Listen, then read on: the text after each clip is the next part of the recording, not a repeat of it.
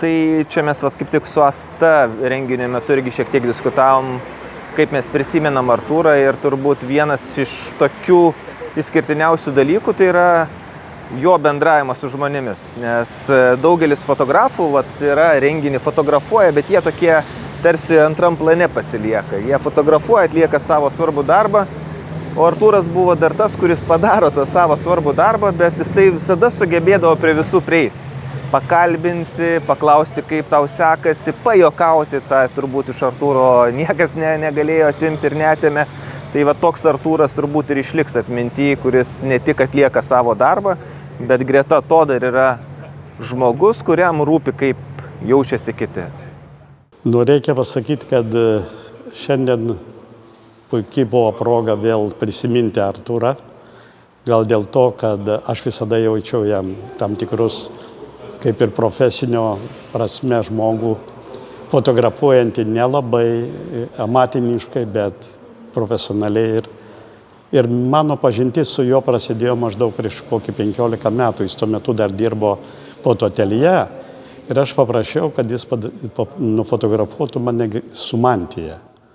Advokato mantija tai yra labai rizikingas dalykas, kadangi juoda mantija ir sakykime, paskęsta žmogus tome mantijos dalyke. Ir galiu pasakyti, kad dar po šiai dienai saugau ir dažnai naudoju jo fotografiją įvairiems profesiniams ir Facebook ir visur kitur, todėl kad aš įsitikinau, kad jis rado raktą į advokato būtent profesiją. Surado, nesuvulgarino, taip sakant, nepažiūrėjo labai kaip įprasta fotoateljė, bet labai, mano nuomonė, profesionaliai. Ta šviesa ypač jautriai ir subtiliai ir savitai visada perpranta ir parodo mums fotografai. Ir vienas iš tokių buvo Artūras Staponkus, kurį šiandien mename, apie jį prisimename, žiūrime jo fotografijas. Ir jo ta paroda irgi demonstruoja, kad visada yra ta tokia ieškojimas tos sinergijos tarp šviesos ir mūsų kasdienio gyvenimo. Ir visada, ir šita paroda šviesoje šiandien demonstruoja tą tokį amžiną Artūro savotišką tokią kovą tarp fotomenininko ir tarp spaudos darbuotojo, spaudos fotografo. Ir jis visada, netgi dirbdamas redakcijoje, fotografuodamas spaudai, jis visada ieškodavo to meninio užtaiso, to, kas išliktų ne vienai dienai, ne vienai akimirkai. Ir tai man regis visada pasisekdavo.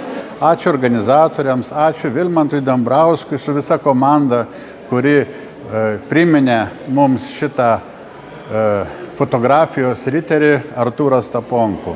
Ir duok Dieve, kad Šiauliuose būtų daugiau tokių renginių, daugiau tokių parodų, nes žmonėms reikia to dvasios peno, kurį šiandien mes ir regime, kurį sugeriame ir kuriuo gyvename. Tikrai buvo unikalus turbūt žmogus. Aš net negalėčiau vardinti, kad tai buvo fotografas. Jis tiesiog buvo kažkoks šiaulietis, kuris buvo visur visada. Ir visada turėjo laiko pasisveikinti, paklausti, kaip sekasi, o ką dabar veiki.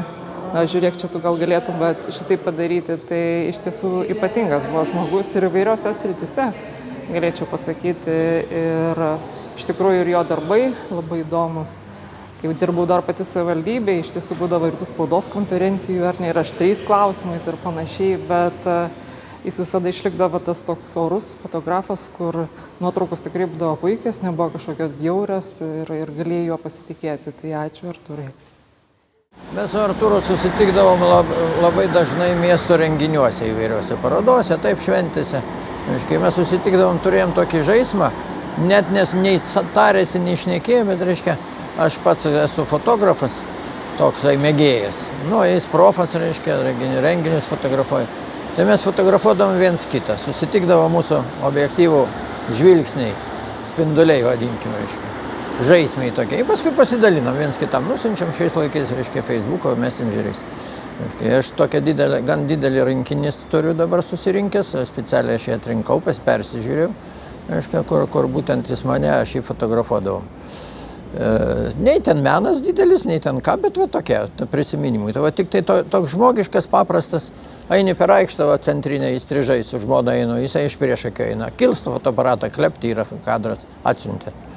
Va tokių turiu nemažą rinkinuką, tiesiog malonus žmogiški prisiminimai, kaip ir šiandien daug kas šnekėjo, geras, gerėtis ir panašiai. Tai aš jį pavadinčiau žmogišku.